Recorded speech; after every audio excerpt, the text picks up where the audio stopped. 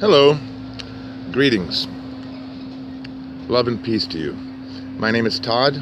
I'm the High Priest of the Temple of Agape Love, and I am Executive Director of Love and Truth Incorporated. And today, what I would like to do, as briefly as possible, is lay out for you the ground on which the temple is built and the basis for everything that I do and talk about and everything that I want to do together with you. I start with a basic supposition, a basic knowledge, which you may want to disagree with. You may not accept it, but that is your choice. You may not know it as I do, but it is this: love, agape love, unconditional, infinite love of the divine, is in fact the ground of all being. The ground of all being is love. The rule of the universe, and I say there is a rule, an eternal, infinite, divine law, and that is love. This law has been formulated for us in a easy to understand and implement way by Jesus of Nazareth, when he said, "You shall love the Lord your God or goddess with all your heart and soul, and your neighbor as yourself."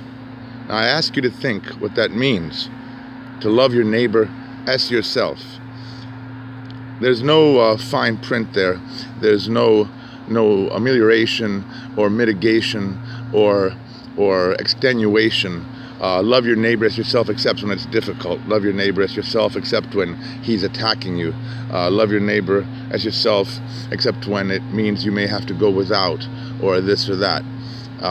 You shall love the neighbor as yourself. Now, I've talked to you about money before.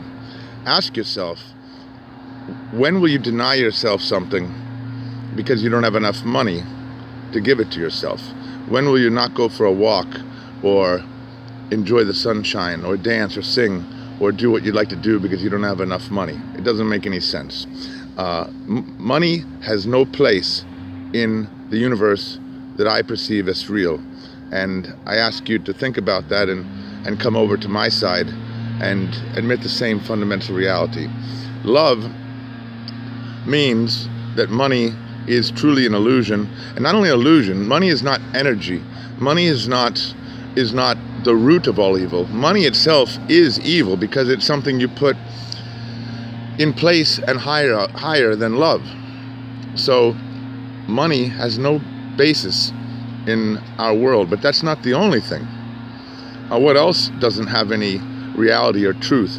What is false and against the universe, the universal law, would be any kind of war. The Dalai Lama, I believe, said all war is a crime, and that's true, because how can you justify making war on yourself or justify that you should give someone a choice to kill or die when you should love everybody as yourself? It makes no sense. It's not the only thing also. Let's take it further. What about our borders? When you're going across the border and you show your European passport or your American passport, and some poor guy from Africa or Guatemala or Syria or Lebanon or Egypt or China or anywhere else is stuck in a different line and put on that bench and then sent in chains to a jail where he has to sit and then be sent back somewhere else. What right do we have? Not only what right do we have to send him back or her back or them back? None. What right do we have to make that border? None whatsoever. Not only that, it is contrary to the only law of the universe. What Jesus had said was, on this one law hang all the laws and all the prophets. This is the fundamental reality that I see, and you can, unless you want to tell me love is not the law, and you can tell me that and live otherwise, but I guarantee you that if you choose to follow another way, you will not be happy with the results. And the world we have around us today is a fine example of what happens when people fail to follow that law. And you may think, well, it's those people, those other people that are suffering the consequences, and I choose not to bear that. But we do bear it. We all bear it because we're all connected. So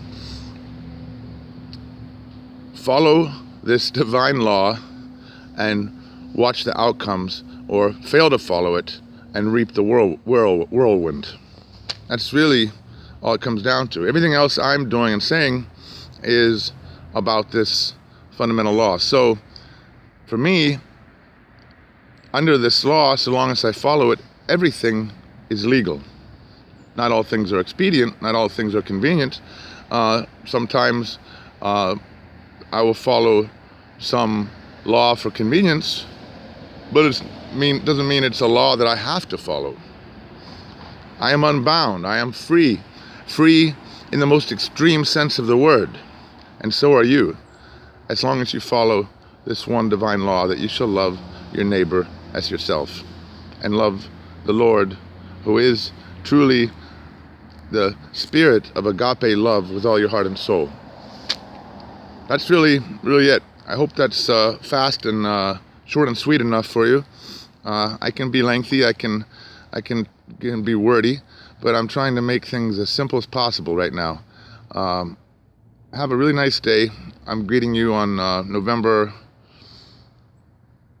what's the date today?